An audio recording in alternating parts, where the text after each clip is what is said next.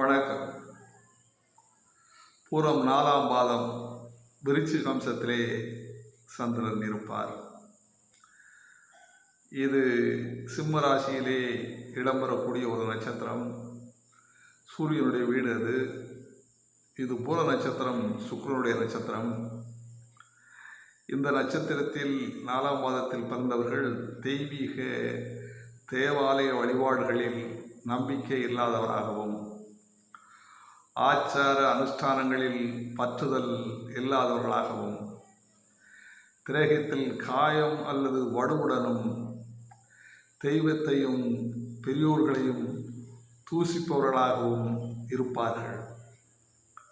இந்த பூரம் 4ஆம் பாதத்தில் பிறந்தவருடைய நிலைப்பாடுகள், பலன்கள் இந்த அடிப்படையில் தான் செயல்படும் என்று சோதிட நூல்கள் கூறுகின்றன.